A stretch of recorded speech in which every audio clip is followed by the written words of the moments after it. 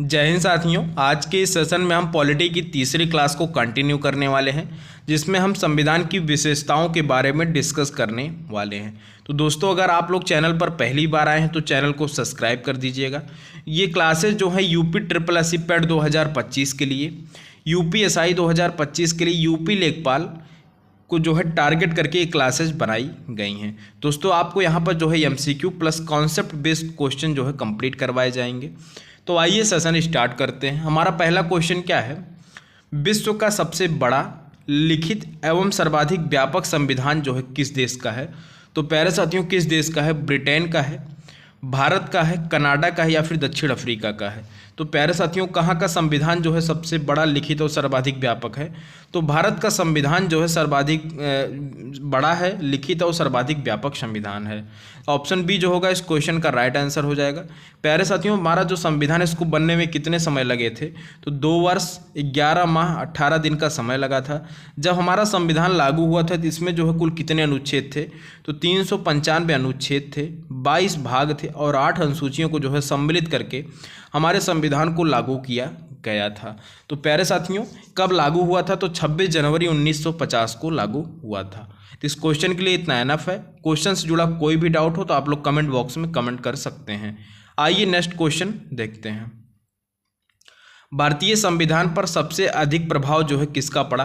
तो प्यारे साथियों, भारतीय संविधान पर, इंडियन कॉन्स्टिट्यूशन पर जो है सबसे अधिक प्रभाव जो है किसका पड़ा है? तो भारत सरकार अधिनियम 1935 का, ब्रिटेन के संविधान का, संयुक्त राज्य अमेरिका के संविधान का या फिर जो है कनाडा के संविधान का पड़ा है? तो भारतीय संविधान पर सबसे अधिक प्रभाव जो है भारत सरकार अधिनियम 1935 का पड़ा है। ऑप्शन ए जो होगा इस क्वेश्चन का राइट आंसर हो जाएगा। दोस्तों, आइए नेक्स्ट क्वेश्चन देखते हैं। भारत में किस प्रकार की शासन व्यवस्था अपनाई गई है? तो प्यारे साथियों, भारत में जो है किस प्रकार की शासन व्यवस्था को जो है अपनाया गया है? तो अमेरिकी अध्यक्षात्मक प्रणाली को अपनाया गया है, ब्रिटिश संसदनात्मक प्रणाली को अपनाया गया है, फ्रांसीसी अध्यक्षात्मक प्रणाली को अपनाया गया है या सामूहिक मंत्रिमंडलात्मक प्रणाली को जो है अपनाया गया है? तो प्यारे साथियों, किसको अपनाया गया है?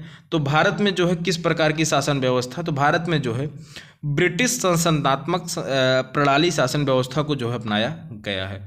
तो ऑप्शन बी जो होगा इस क्वेश्चन का राइट आंसर हो जाएगा। आइए नेक्स्ट क्वेश्चन देखते हैं। भारतीय संविधान के बृहद होने का कारण है? तो प्यारे साथियों, भारतीय संविधान के बृहद या फिर सबसे बड़ा होने का कारण क्या है? इसमें अनेक संविधानों के अनुभव समाविष्ट हैं।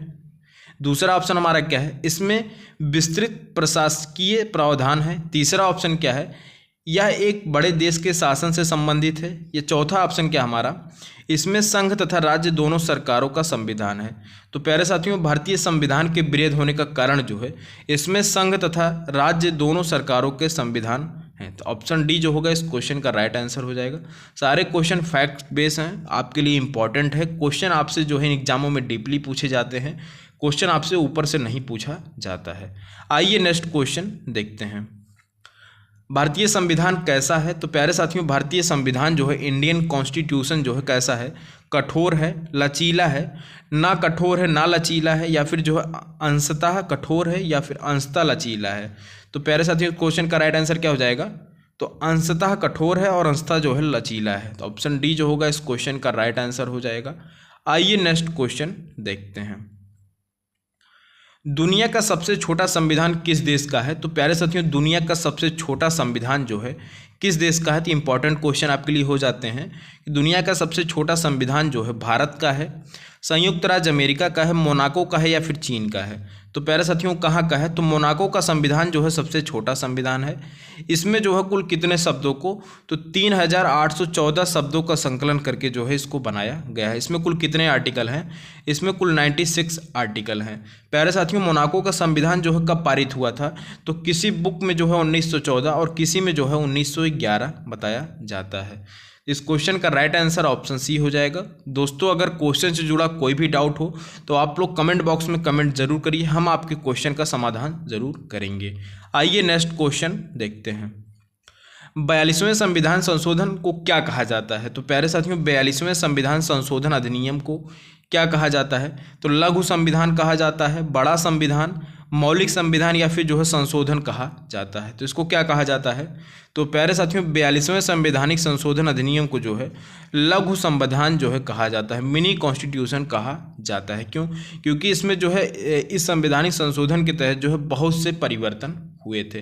कौन कौन से? तो पहले जो है प्रस्तावना में 3 शब्द जोड़े गए थे, जिसको हमने कल आपको बताया था।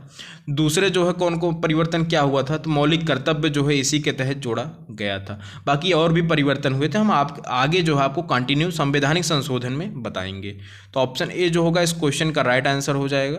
आइए नेक्स्ट क्वेश्चन देखते हैं। विश्व का सबसे पुराना संविधान किस देश का है? तो प्यारे साथियों विश्व का सबसे पुराना संविधान जो है किस देश का है?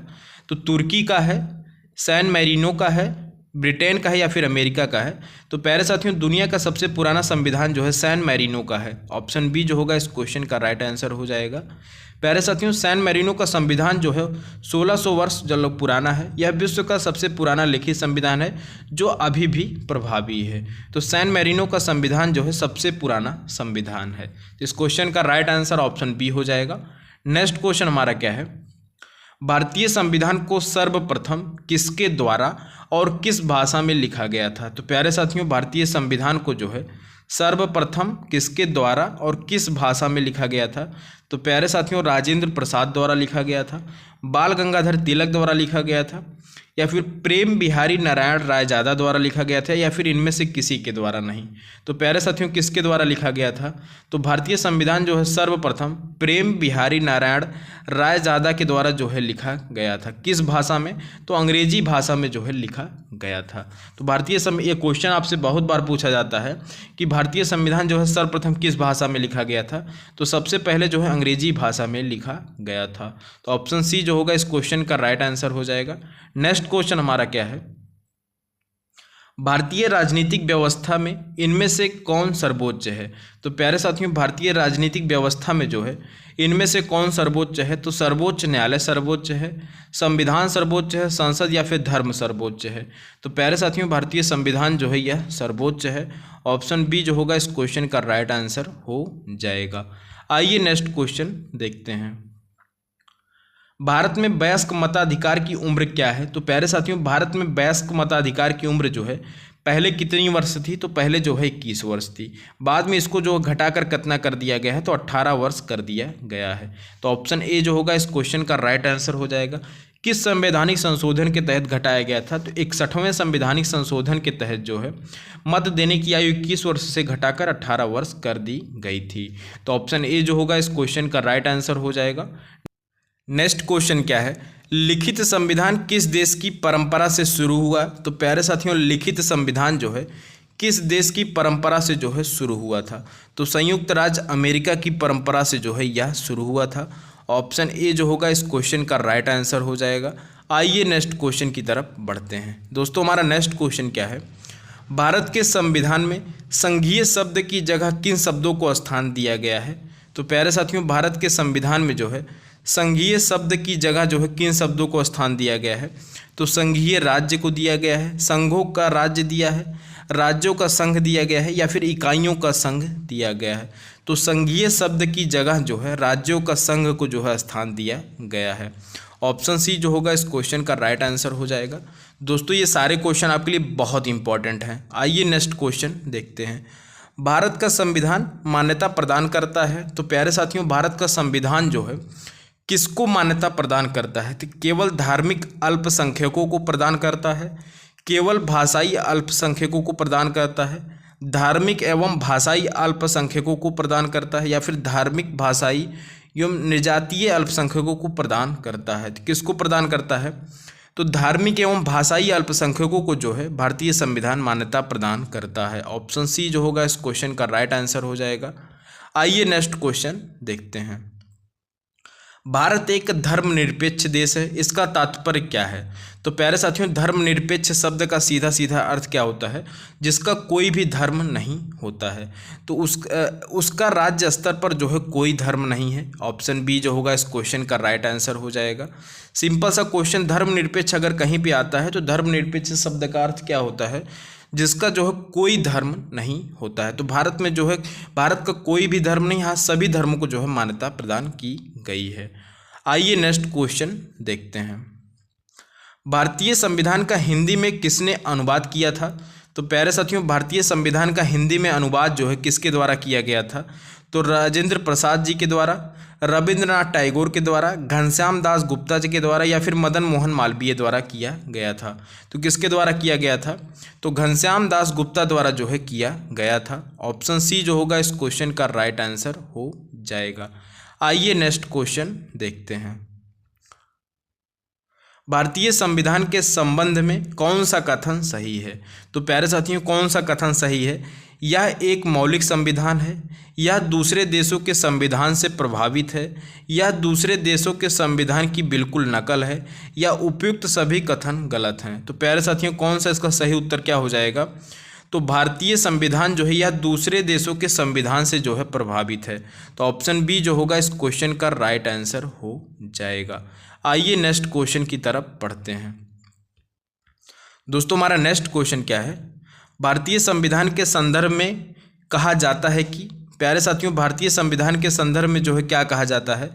यह जो है एक मौलिक संविधान है, वकीलों का स्वर्ग है, विकासशील संविधान है, या फिर तानाशाही संविधान है।